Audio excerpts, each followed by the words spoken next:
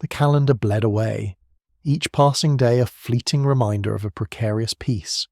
June 22nd, 1941 dawned not with promise, but with the guttural roar of engines and the iron bite of tank treads tearing through soil.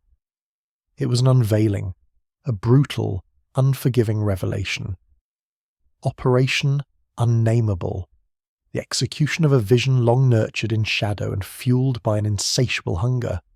This was not merely a campaign, it was a crusade, orchestrated by a mind convinced of its own historical imperative, a mind determined to reshape the very map of Europe. The objective was clear, stark, terrifying in its ambition: to dismantle, to crush, to utterly consume the entity known as the Soviet territories. The scale of the undertaking defied comprehension. A human tide numbering in the millions surged eastward, a relentless wave of men and machines propelled by ideological fervour and the promise of conquest. They were the vanguard of a new order, or so they believed, each soldier a cog in a vast, meticulously engineered war machine. Their purpose was singular: annihilation. Their target, the sprawling, enigmatic landmass that stretched from the Baltic Sea to the Pacific Ocean. The initial impact was devastating. Caught in the crosshairs of this unprecedented assault, the defending forces were thrown into disarray, their ranks thinned by systemic inadequacies, and a leadership structure riddled with suspicion and internal strife. The suddenness of the attack, coupled with existing vulnerabilities, created a perfect storm of chaos and paralysis. Communication lines crumbled, command structures dissolved, and the defending armies, reeling from the initial shock, struggled to mount a cohesive defence. It was a massacre foretold, a tragedy unfolding in real time as the Eastern Territories became a vast killing field. The attackers pressed their advantage relentlessly, their armoured divisions spearheading deep into enemy territory, leaving a trail of destruction and despair in their wake. Cities fell like dominoes, their names echoing across the world as symbols of resistance and resilience. But even these fortified bastions proved unable to withstand the onslaught.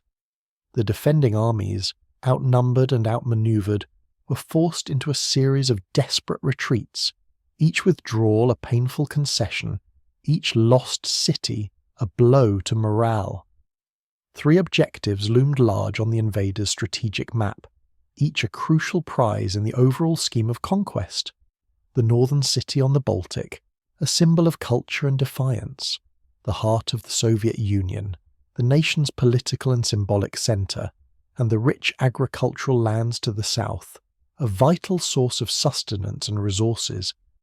The battle for these strategic locations would determine the fate of the war, shaping the geopolitical landscape for decades to come. The stakes were impossibly high, the consequences of failure unthinkable. The world held its breath, watching with a mixture of fear and fascination as the drama unfolded on the vast stage of the Eastern Front, the outcome uncertain, the future hanging in the balance. The ground shook, not just from the thunder of artillery, but from the weight of history itself, poised on the precipice of unimaginable change. The air crackled with anticipation, with dread, with the knowledge that nothing would ever be the same again. This was not merely a war, it was an apocalypse, a reckoning, a descent into the abyss. The northern thrust, spearheaded by seasoned divisions, clawed its way inexorably towards the strategic coastal city. Mile after mile they advanced, crushing resistance, leaving behind a landscape scarred by battle. The invaders aimed to sever the Soviet Union's connection to the Baltic Sea, to cripple its naval power, and to seize a vital industrial hub. The city braced itself for a siege, its citizens preparing for a long and brutal struggle. The defenders, outnumbered but resolute, vowed to fight to the last man. The situation was dire, supplies dwindled, and the spectre of starvation loomed large. Yet, amidst the hardship and despair, a spirit of defiance burned bright, fueled by patriotism and a determination to resist. Meanwhile, in the centre of the vast front, the primary invasion force surged eastward, a juggernaut of steel and fire aimed directly at the heart of the Soviet Union. The advance was rapid, relentless, each day bringing them closer to their ultimate goal. Key cities fell, one after another, their capture marking significant milestones in the invaders' relentless march. Smolensk, a strategic crossroads and ancient fortress, became a pivotal battleground. Its capture opened the gateway to Moscow, the ultimate prize. The defense of Smolensk was fierce, the fighting brutal and protracted, but ultimately the city succumbed to the invaders' superior firepower and overwhelming numbers. To the south, another powerful invasion force swept through the fertile lands, aiming to seize control of vital agricultural regions and cripple the Soviet Union's ability to feed its population. The advance was swift and devastating. The defending armies, outflanked and overwhelmed, were forced into a series of desperate retreats. Vast numbers of soldiers were encircled, trapped, and forced to surrender. The losses were staggering, almost beyond comprehension. The strategic importance of the southern territories could not be overstated. Control of these lands would give the invaders a decisive advantage in the overall war effort. As the invaders pressed forward on all fronts, the Soviet leadership faced a crisis of unprecedented proportions. The initial shock of the invasion had given way to a grim realization of the scale and ferocity of the attack. The situation was critical, bordering on catastrophic. Desperate measures were needed to stem the tide of the invasion and prevent the collapse of the entire Soviet Union. Reservists were called up, new divisions were formed, and resources were diverted from every corner of the country to bolster the defences of Moscow. The battle lines hardened, the conflict intensified, and the fate of the Soviet Union hung precariously in the balance. The early successes of the invasion had emboldened the attackers. They believed that victory was within their grasp, that the Soviet Union was on the verge of collapse. But the defending forces, battered but not broken, were preparing to make a stand. They would fight for every inch of territory.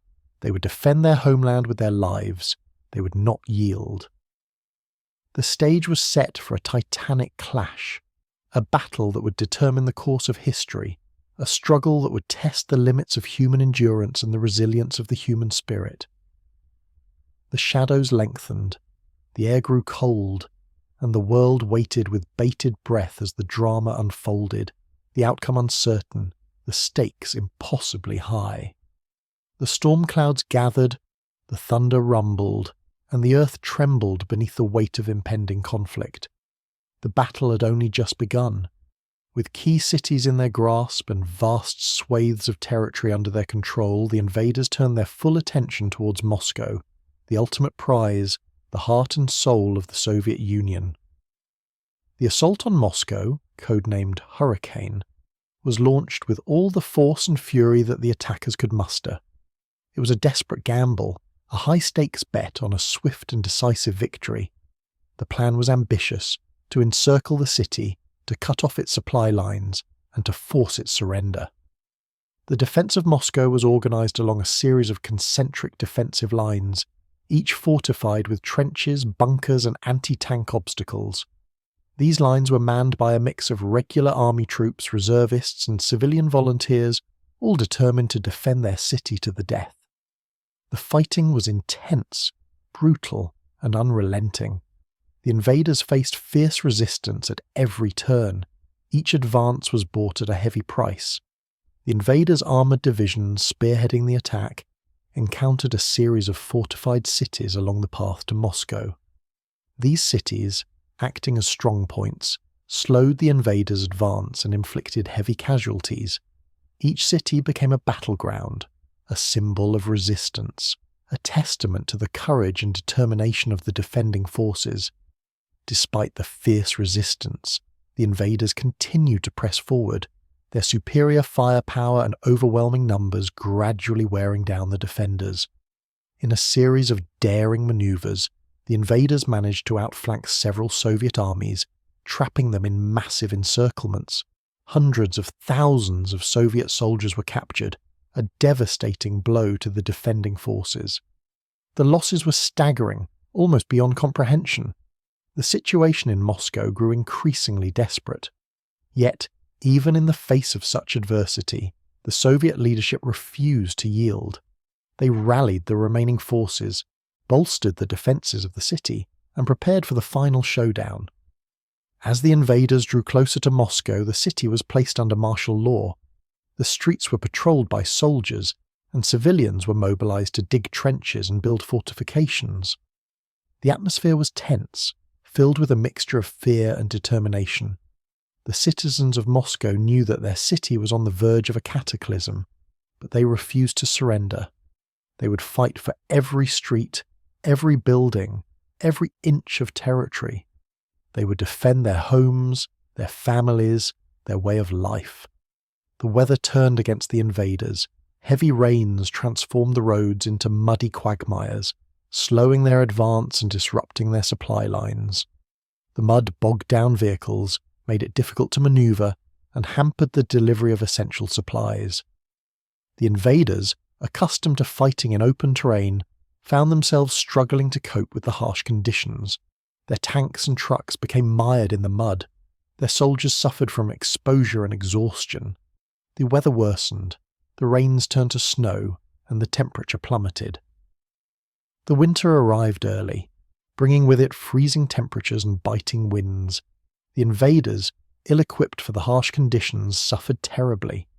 Their vehicles froze, their weapons malfunctioned, and their soldiers succumbed to frostbite and hypothermia.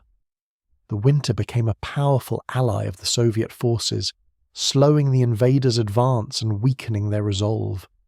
The cold seeped into everything, a constant reminder of the unforgiving nature of the land, a silent testament to the resilience of those who called it home. The battle for Moscow had become a battle against not just an enemy army, but against the elements themselves. Despite the deteriorating weather conditions and the fierce resistance of the Soviet forces, the invaders pressed on, determined to reach Moscow before winter fully set in.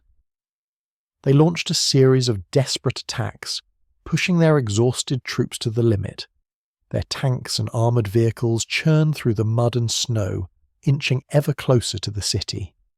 The fighting was brutal, desperate and unrelenting. Both sides suffered heavy casualties.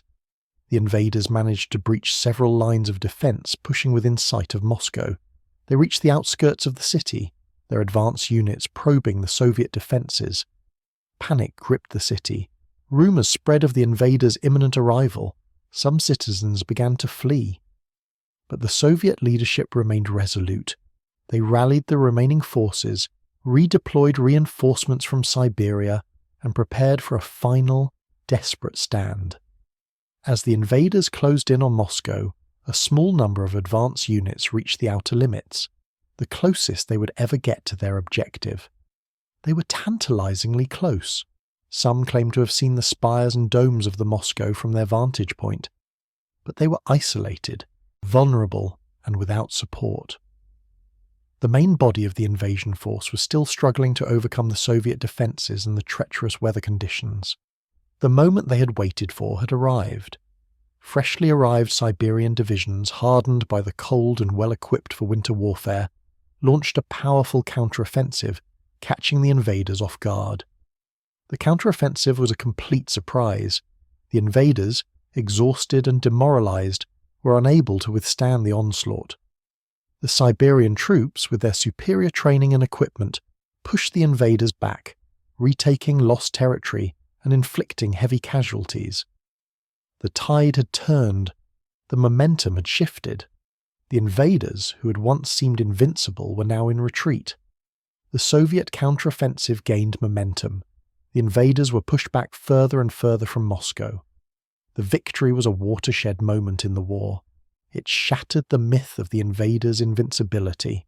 It boosted the morale of the Soviet forces, and it gave hope to the oppressed peoples of Europe. The invaders retreated in disarray. Their supply lines were stretched thin, their troops were exhausted, and their morale was shattered. They were forced to abandon vast quantities of equipment and supplies. Their losses were staggering. The winter took its toll. Many soldiers froze to death. Others succumbed to disease and starvation. The retreat became a rout. The once proud invaders were reduced to a demoralized rabble, fleeing in terror from the advancing Soviet forces. The Soviet counteroffensive continued throughout the winter. The invaders were pushed back hundreds of miles from Moscow. The victory was decisive. The threat to the Soviet capital was lifted, and the momentum of the war shifted in favor of the Soviet Union. The battle for Moscow was over. The city had been saved. The tide had turned. The long and bloody struggle for survival would continue, but the Soviet Union had proven its resilience. It had demonstrated its ability to withstand the invaders' onslaught. It had earned its right to exist.